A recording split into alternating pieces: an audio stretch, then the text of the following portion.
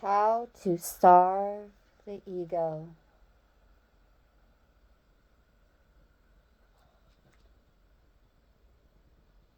You don't kill the ego.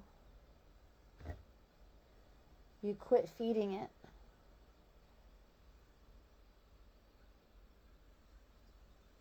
You don't silence it with a sword. You let it tire itself out while you walk away.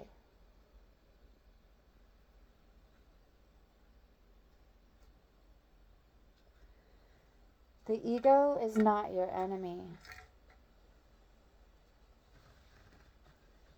It's your overly talkative roommate. It's the one who always knows better, never admits when it's hurt, and can't sit in silence without needing applause. It doesn't need punishment. It needs a fast. And what do we feed it? The comparisons we make when someone else shines, the subtle one-upmanship in conversation, the manufactured crises for attention, the bitterness we chew when someone doesn't see us the way we want to be seen, the self-righteous stories we replay to prove we were right.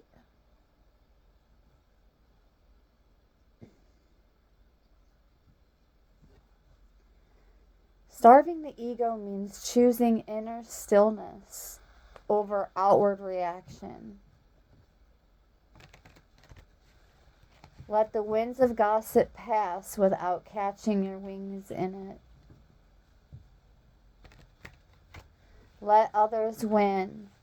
Let others shine. Let others go.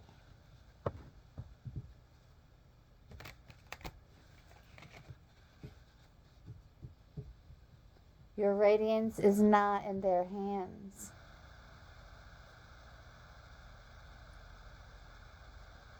Choose discomfort.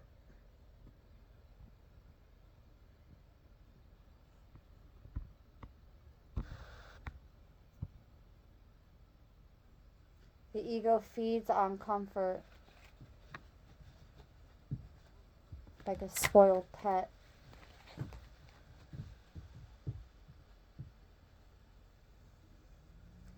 So lean into humility.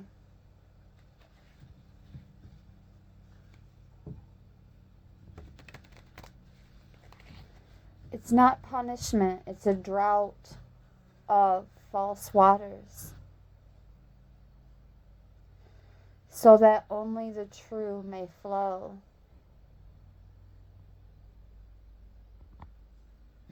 The ego is never clever. It's fluent in every tongue.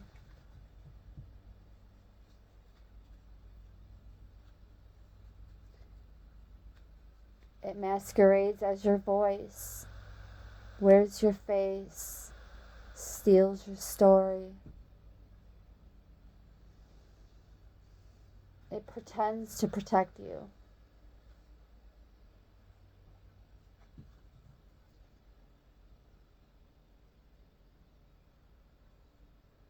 But it imprisons you instead.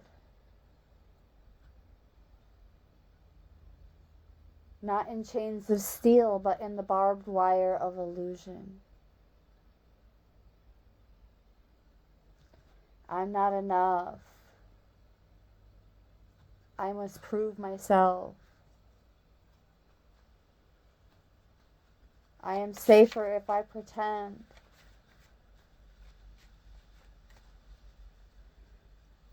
Starving the ego begins in the sacred refusal to perform. It begins when you stop feeding it your attention. Your first and finest harvest.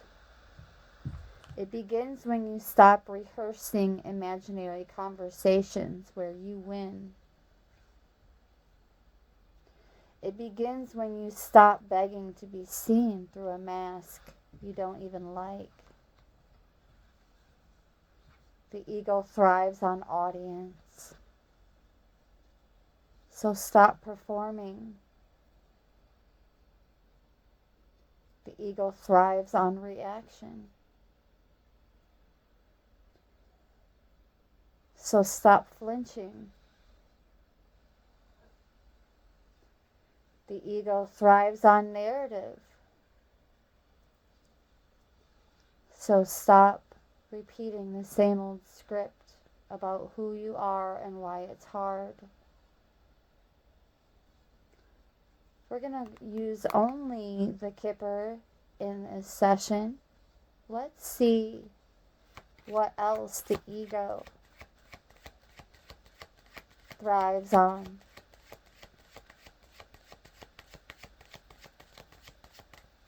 What else the ego thrives on?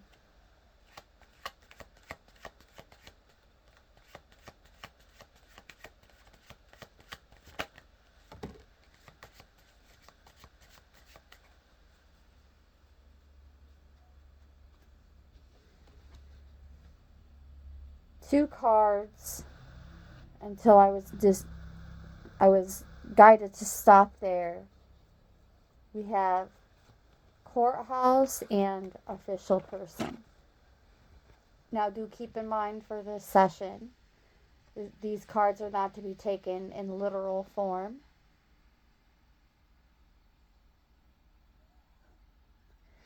This is more like officially taking back control over our lives. Officially taking back authority. Calling back our energy. And standing on it.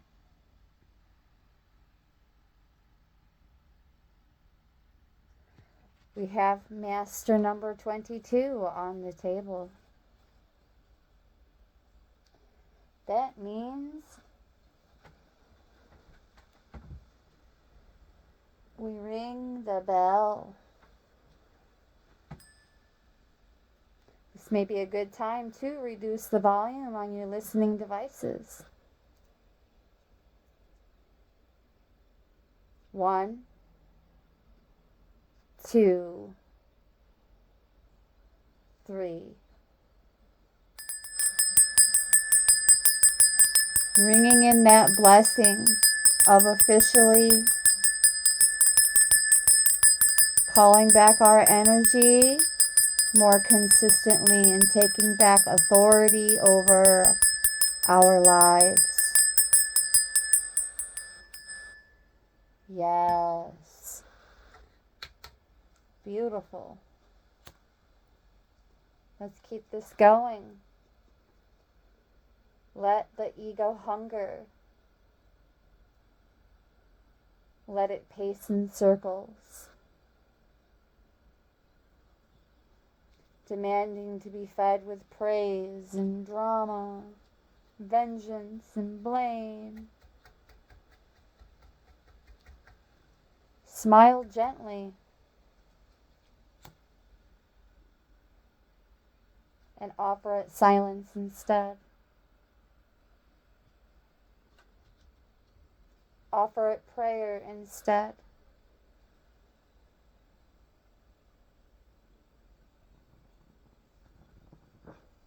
Offer it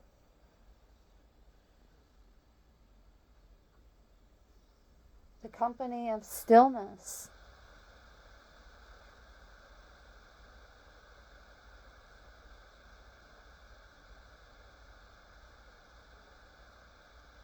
Until it forgets how to shout.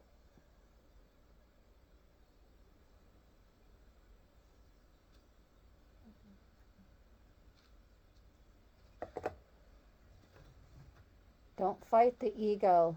Fighting makes it feel better, makes it feel real. Observe.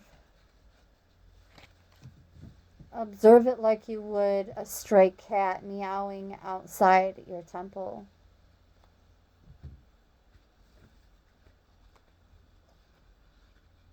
Feeding the ego. Some of you may actually be stating, like overstating and oversharing about how official you are due to taking back that authority, but it's coming off in kind of a snarky way.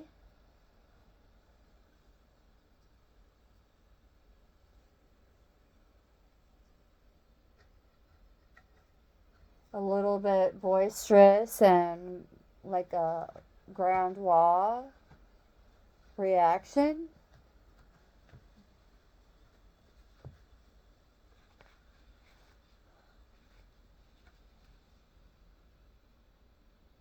A bit gruff.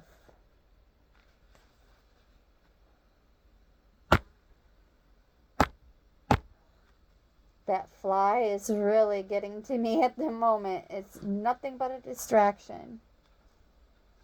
So you're being a bit gruff about your energy.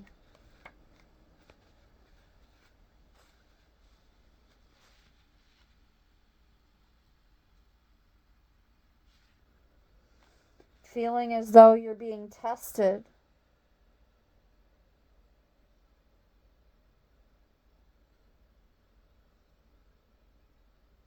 You could also be dealing with some challenges with your vocation or on the job that could be causing a bit of a flare up.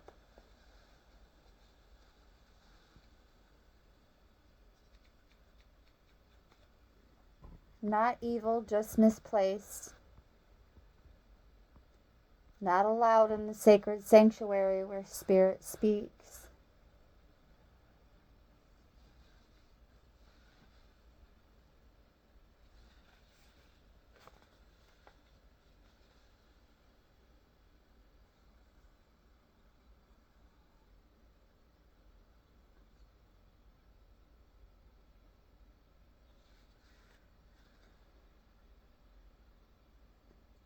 The courthouse is indicating that there is still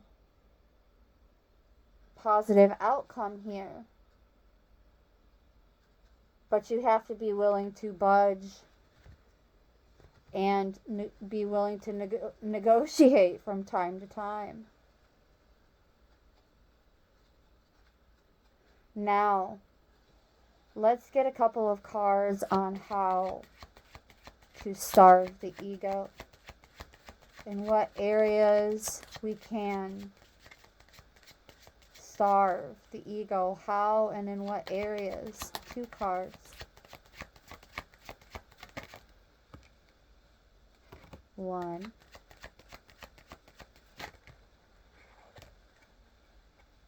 Okay, well, I said 2. Source said 4. So 2 for me and 2 for source. But either way, it's source. We have the house card, the mature man, the family room, and the wealthy man.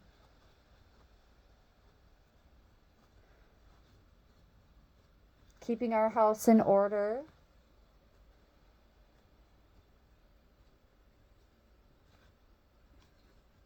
Being a bit more community oriented.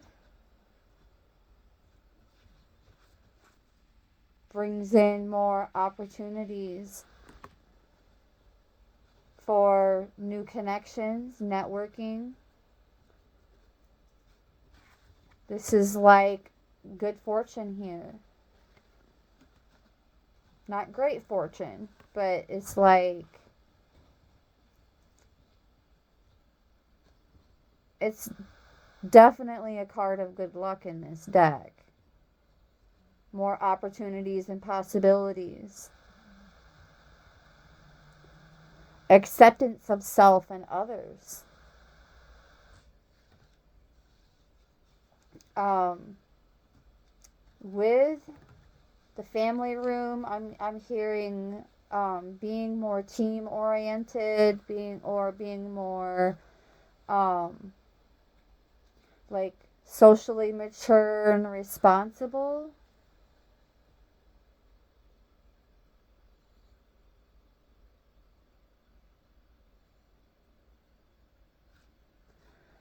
I just heard serving the tea a little less gossipy. Serving the tea a little more classy is what I just heard. Serving the tea a little less gossipy and a little more classy.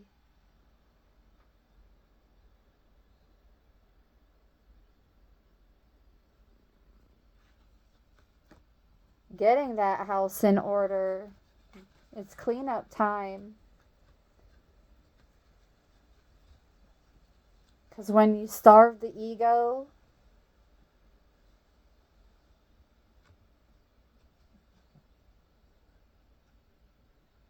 creating an inhospitable home for it, it won't thank you. It won't thank you. It will call you a fool.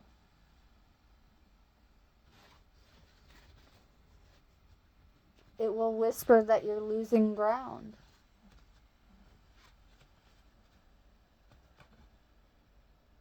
It will threaten you with obscurities.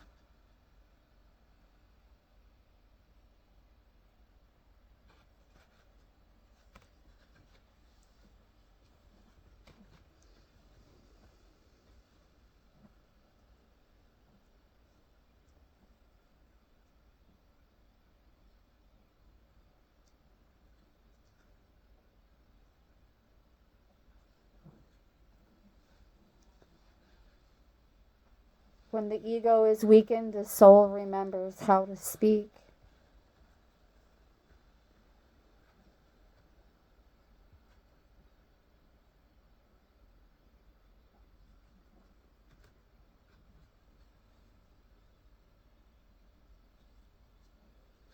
What more can we do as the collective to weaken the ego? Or what can come through for us? I'm hearing getting started as the courtship is like the beginning stages of something long term. Hold on, I need to take a little sippy sip of my beverage.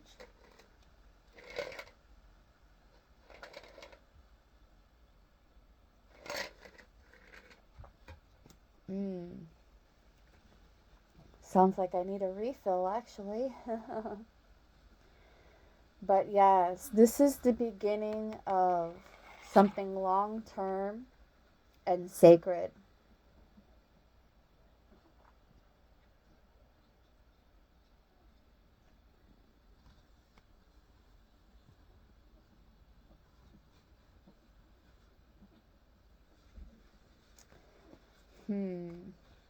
I don't think I've ever inquired with this deck pertaining to the ego, so I'm going to take a little peek at how this courtship card can also pertain to how we can continue to weaken the ego.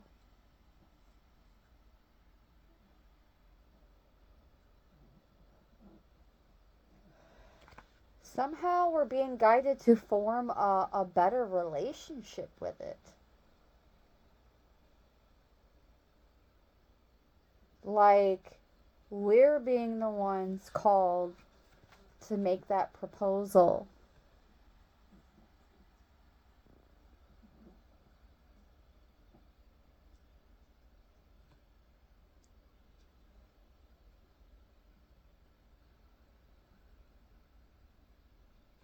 Something about wearing our heart on our hip. Typically, I would say wear our heart on our sleeve, but that's not her sleeve.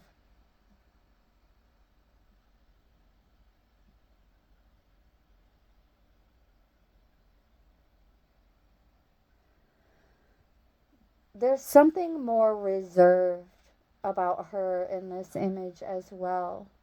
To be more reserved, we can weaken the ego and put that into practice. Put getting into like the beginning stages of being more reserved to some degree. Now, I'm not saying like become a recluse and like totally antisocial, so on and so forth, but there's something about that. Let's take one more look. One more look.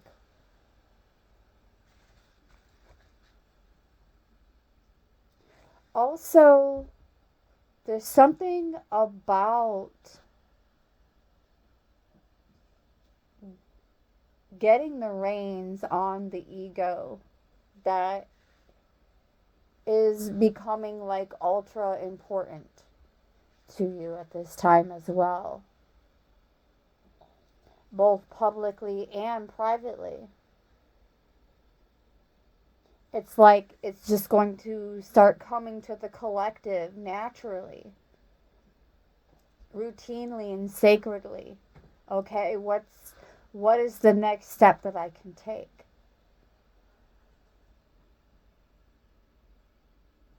to keep the reins on that beast?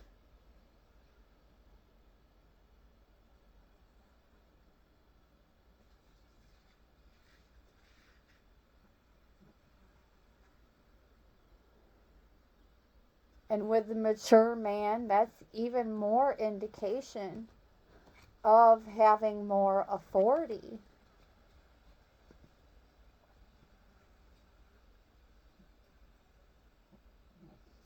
But there's also that knowing, that maturity in knowing that if we're going to wrestle with the ego, we may as well wrestle with God or push up against a brick wall. And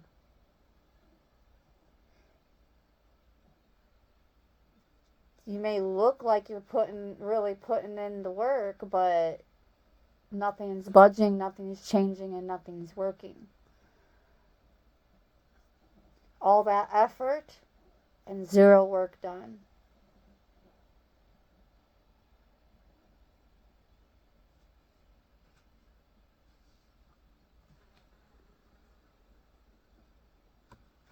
However, he does have a handkerchief in his front pocket that he can grab and wipe up the tears and the sob story.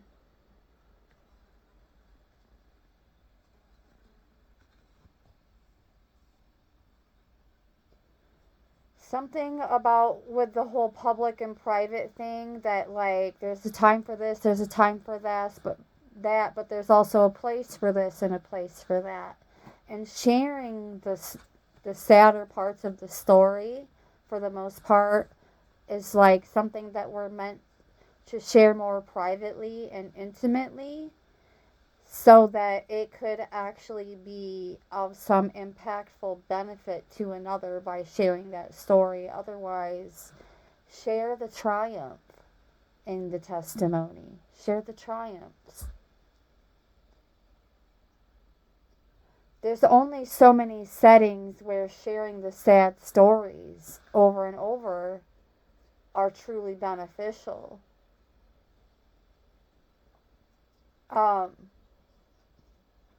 But this is not saying that those stories are invalidated because there is that sense of maturity in knowing that,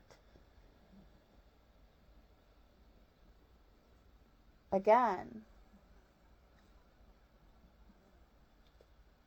if we get into a battle of wits with the ego, it's going to win.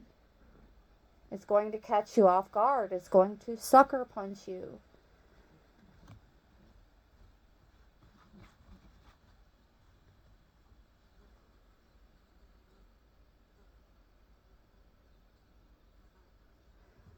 Something about making our world very small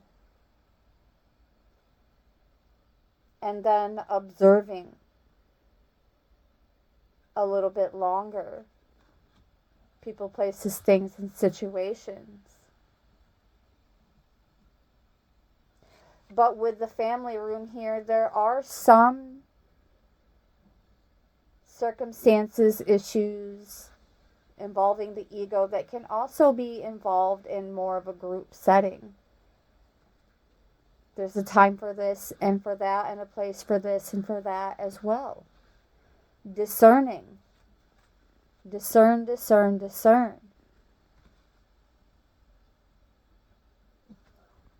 You're not here to compete, to conquer, to be chosen. You're here to remember and to ignite.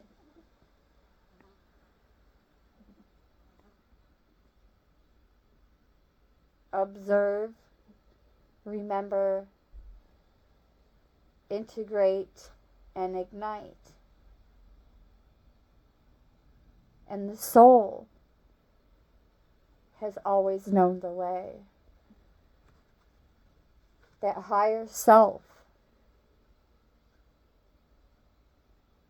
And with this being a masculine energy, it's that masculine, divine masculine taking action.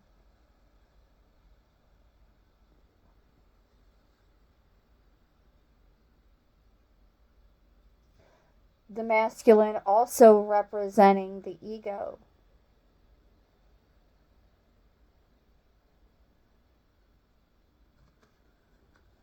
So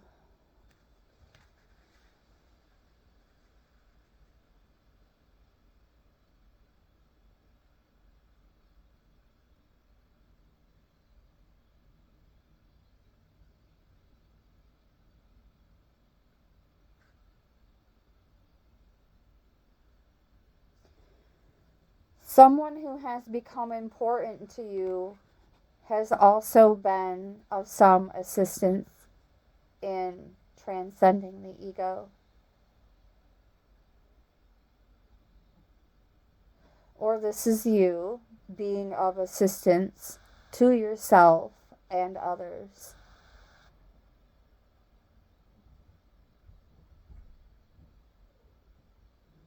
Respecting everyone's authority.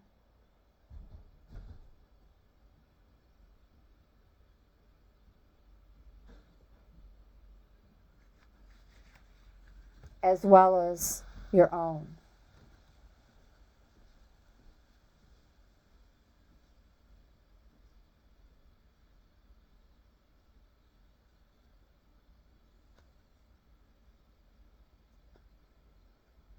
Come, let us enter the inner grove together.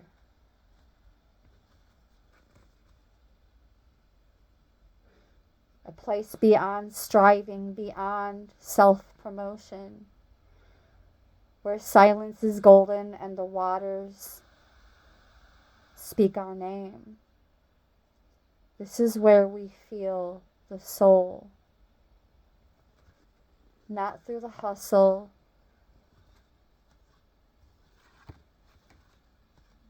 and not even through the validation,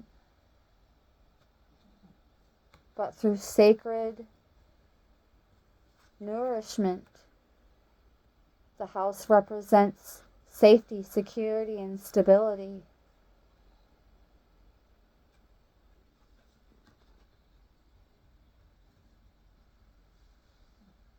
Rich, ancient, and luminous.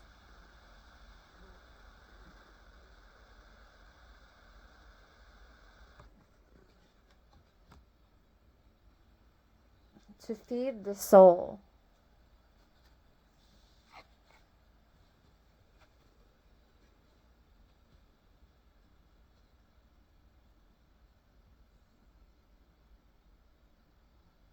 You must become honest with yourself, brutally, beautifully, fearlessly. Not to shame yourself, but to strip yourself down to the shining bones of truth.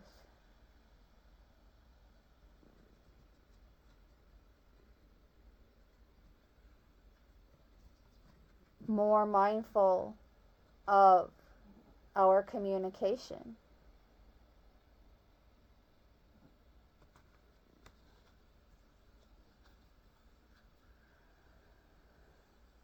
Not to shame ourselves, but to strip ourselves down to the shining bones of truth. Interesting.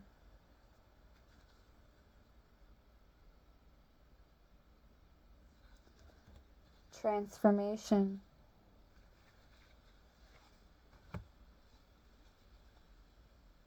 No performance, no borrowed dreams, no curated pain. Just the raw, reverent presence of you.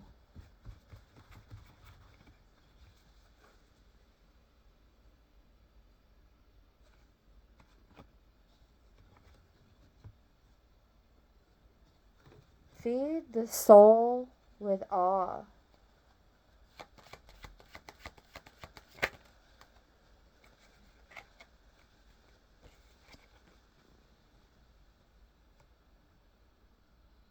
And watch how fast you level up.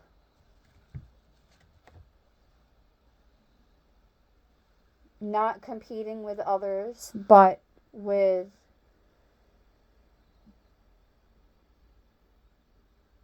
that other version of yourself, that higher version of yourself. Watch the clouds move like kingdoms.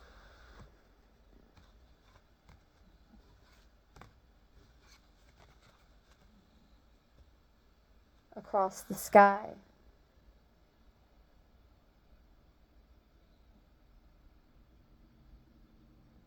Let the sunrise humble you.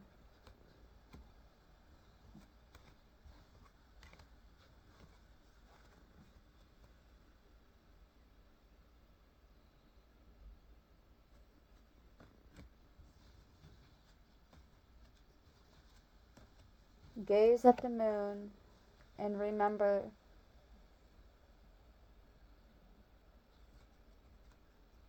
that the myth of the moon is older than your wounds. The soul eats beauty.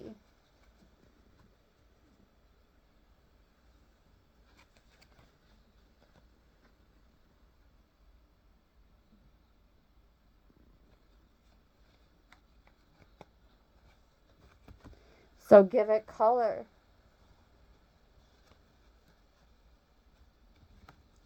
Sound. It's like I can actually hear like a turntable playing in the background of this room. Something soft, ambient, kind. That energy that bows to each moment as holy. Feeding the soul with devotion.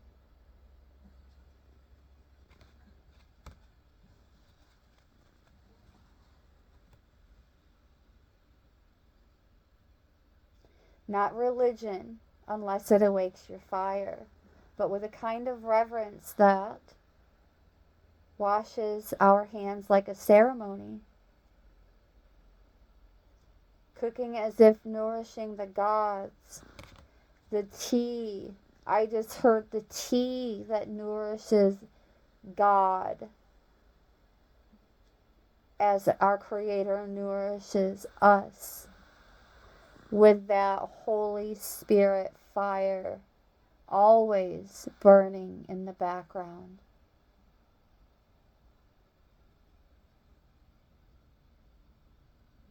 Listening like the universe is speaking through every mouth.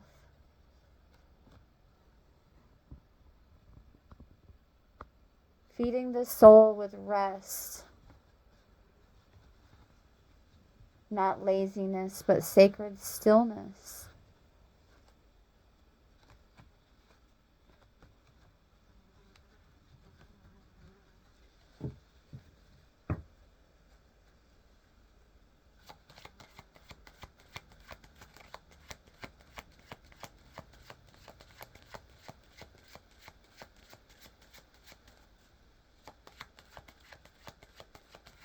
Let yourself lie on the earth without an agenda.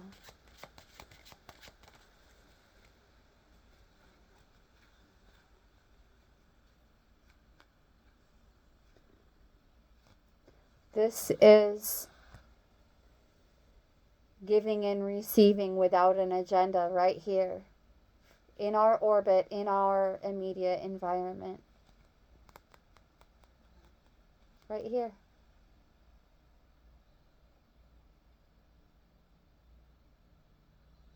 And there's that Holy Spirit fire still burning in the background.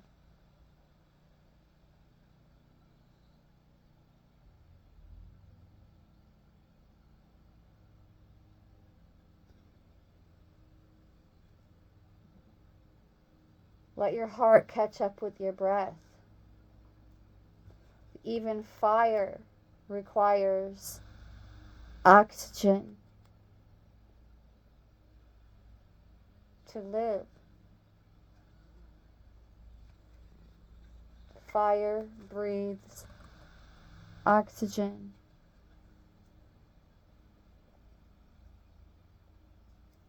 Feed that fire. Feed the soul with service. Not performative, not self-sacrificial, but the kind of service that overflows from the cup you've always allowed to be filled. Uplift without expectation.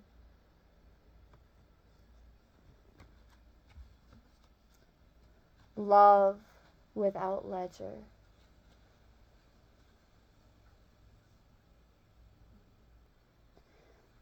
Sorry guys, I had to pause for a moment to plug my device in, and I moved the frame a little bit, so it's obviously shifted a bit.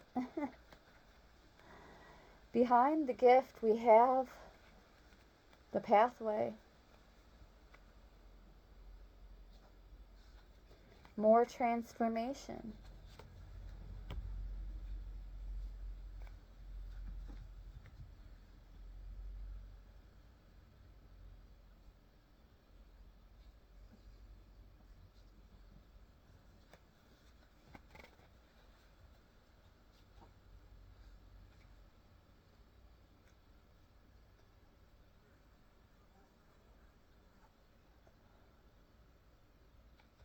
Offer your voice.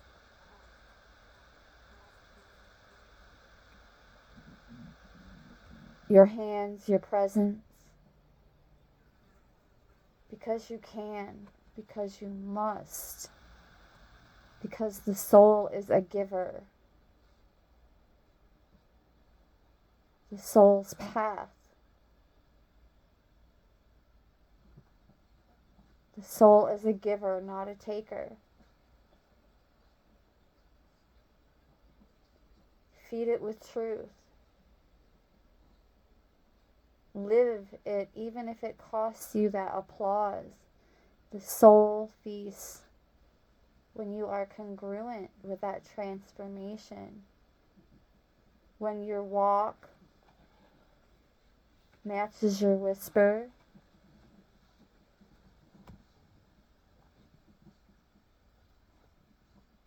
When your life becomes a prayer in motion. and feeds your soul with remembrance.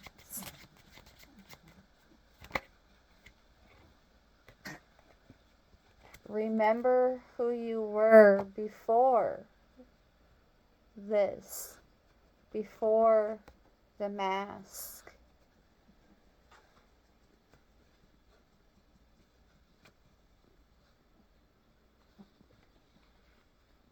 This being the ego and the collective aiming to be more demure. But there's always that ego, that false self. The ego is the false person. The ego is the false person.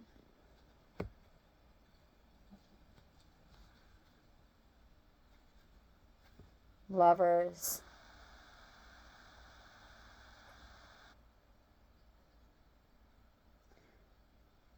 Again, it's that remembering, it's part of that remembering of who you were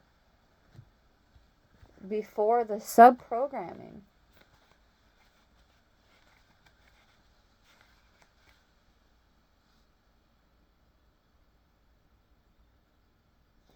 Examining situations more carefully.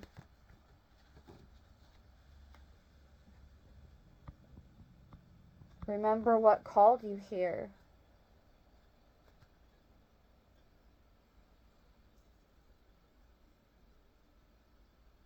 Remember the promise you made to Source under star-strewn skies.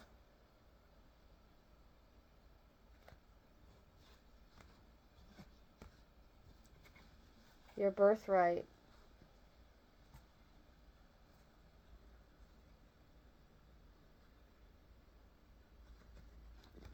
Stillness, devotion. Stillness, devotion, more devotion, sacred, more sacred, more devotion,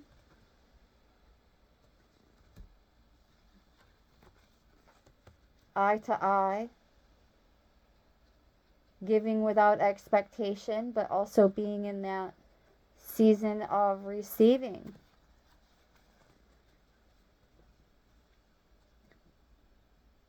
Communication. Discernment.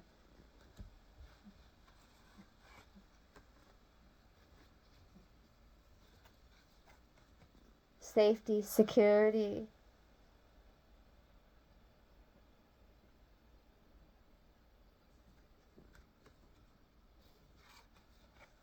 And it's official.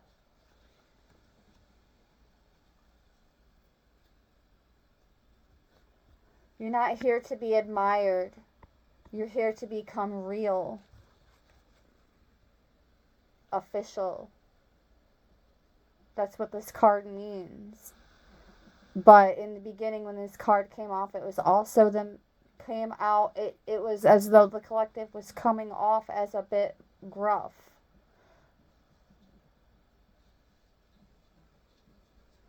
And also, what else was it? Like,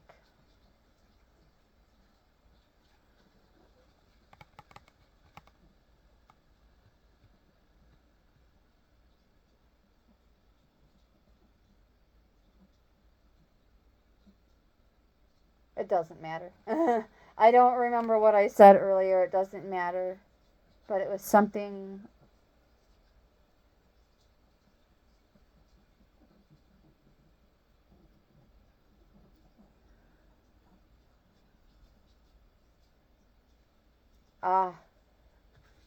Moving along. Leaning into humility. Choosing that path of discomfort because the ego feeds on comfort like a spoiled pet. Remember? This is not the easy path. This is not the popular path. It's the soul's path, and it leads home. Let the ego grow silent. Let the soul begin its sacred feast. The banquet has always been prepared. And now, beloveds, and when I say beloveds, sir, man, it is not a scam.